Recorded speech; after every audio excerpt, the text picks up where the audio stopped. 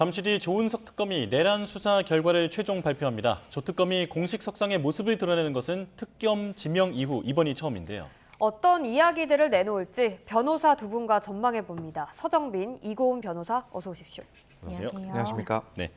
자, 조은석 특검이 공개 석상에 처음으로 모습을 드러내고 직접 발표를 한다고 합니다. 어떤 얘기가 나올까요? 일단 전반적으로 그동안 수사가 어떻게 진행해 왔고 또 특검 입장에서 바라봤을 때 이번 특검의 그런 수사 과정에서의 그 성과가 어떠한지에 대해서 좀 집중적인 이야기들이 나오지 않을까 싶습니다. 지금 뭐 사실 특검 중에서도 상당히 좀 본질적인 내용에 대해서 특히 비상계엄 선포와 관련해서는 상당히 본질적인 내용을 수사하고 또 기소를 해온 특검이기 때문에 이번 브리핑에서도 그런 점을 상당히 부각하는 내용들이 나오지 않을까라고 일단 생각이 됩니다. 예. 자, 그런데 계엄 이유라든지 혹은 언제부터 계엄을 준비했는지라든지 이런 부분은 아직은 그렇게 뚜렷하게 밝혀진 것 같지 않거든요. 이번 발표에 좀 담길까요? 네, 저는 그렇게 전망을 합니다. 사실 내란 특검에서 상당히 많은 수사 성과 보였습니다. 특히 이 내란 특검에서는 가장 중요했던 것이 윤석열 전 대통령에 대한 재구속 문제였는데 그 부분을 굉장히 선결적으로 먼저 해결을 했죠. 그런데 지금 수개월이 흐르면서 국민들이 가장 궁금해한 것은 그렇다라고 하면 윤석열 전 대통령이 왜 어떠한 이유로 위헌 위법한 이 비상계엄이라는 비상대권을 발동했던 것인가, 심지어 법조인 출신으로서 위헌적인 소지가 있다라는 것을 인지할 수 있었을 것이라고 예상이 됨에도 불구하고 어떤 배경으로 그리고 언제부터 준비했는가가 국민들이 가장 궁금해하는 부분이지 않을까 싶습니다. 그래서 오늘 브리핑 과정에서는 이 내란 특검이 수개월간 수사를 하면서 밝혔던 이 내란 특검이 봤을 때 내란이 언제부터 준비되어 있었다던가 어떠한 동기에 의해서 이런 것들이 준비되었는지 이런 부분에 대한 전반적인 브리핑이 이루어질 가능성이 크지 않을까 싶습니다. 이번에 조은석 특검 수사는 기세다라는 걸 정면으로 보여준 것 같아요. 검찰 내에서 그동안 어떤 평가를 받아온 인물이었나요? 네, 저는 조은석 검사라는 이름을 제가 법무연수원이라는 기관이 있습니다. 검사가 처음 임용되면 신임 검사가 이 수개월간 교육을 받는 기관인데요. 그때 수사 감각이라는 책을 신임 검사들에게 나눠줍니다.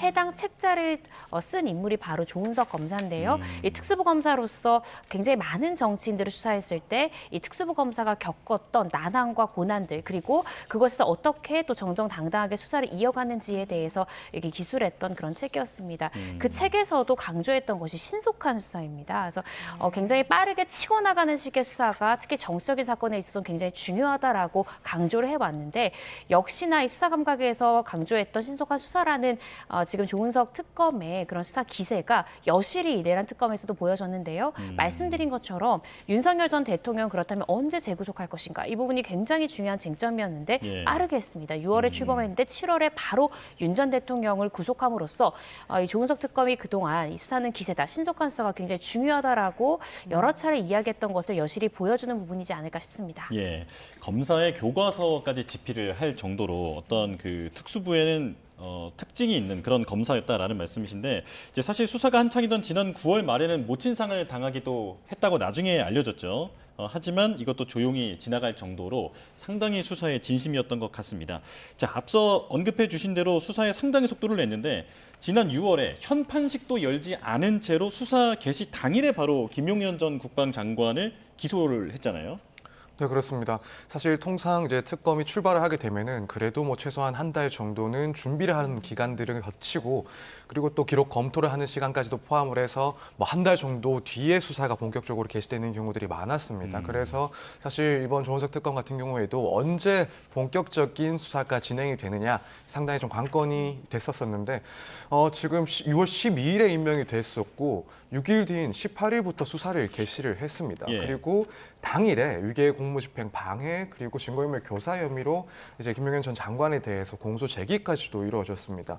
그래서 당시에 뭐 3대 특검 중에서 당연히 가장 먼저 진행이 됐던 첫 번째 기소 사례이기도 했었고 정말 뭐 불과 일주일도 되지 않은 상황에서 구속영장까지도 청구가 됐기 때문에 기소까지 제기됐기 때문에 상당히 빠르다라는 평가를 받은 것은 뭐 당연했습니다. 그래서 당시에는 특히나 뭐 구속 기간 만료도 또 앞두고 있는 상황이긴 했지만은 그럼에도 불구하고 이런 것들을 모두 고려했을 때 특검이 상당히 신속했다. 수사라고 평가를 충분히 받을 만한 그런 절차들이었습니다. 예, 사실 검찰 비상계엄 특별수사본부의 수사 기록을 받은 다음에 지금 이렇게 출범을 하게 된 것 아니겠습니까?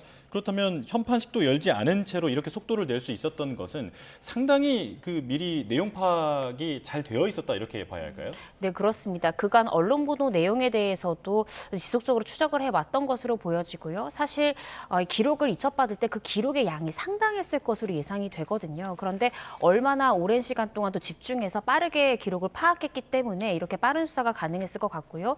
특히 제가 눈여겨본 것은 이 보통 다른 특검들도 보면 김건희 특검 같은 경우에도 김건희 씨를 부르기 전에 관련자들에 대한 충분한 수사와 압수수색 이후에 가장 마지막 목표라고 할 수 있는 김건희 씨를 부르고 구속을 했습니다. 그런데 내란 특검 같은 경우에 조금 다른 양상을 보였죠. 오히려 가장 핵심 피의자라고 할 수 있는 이 우두머리 혐의를 받고 있는 윤 전 대통령을 출범 한 달 만에 바로 구속에 성공을 하게 됩니다.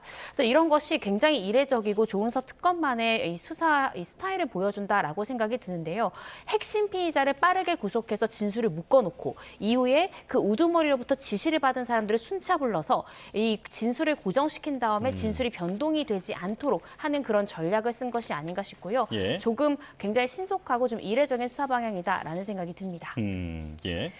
예, 조은석 특검이 또 윤석열 전 대통령과의 좀 인연이 있잖아요. 특수통 칼잡이로 한솥밥을 먹던 사이인데 기수 차이가 좀 나는데 이제 직접 충돌한 적은 없지만 심리적으로 좀 묘한 경쟁 구조였다는 얘기도 있었어요. 네, 그렇습니다. 검찰 내에서는 이 특수통이라고 불리는 유명한 검사들 몇 분이 있는데요. 조은석 특검도 마찬가지고 윤 전 대통령도 제가 검찰에 재직했을 때도 특수부 검사로서 이름을 날리던 굉장히 유명한 검사였습니다. 근데 이 두 사람이 굉장히 오묘한 것이 기수 차이는 오히려 조은석 특검이 이 내기수 선배입니다. 예. 그럼에도 불구하고 나이는 윤 전 대통령이 5살이나 많은데요. 근데 이 두 사람이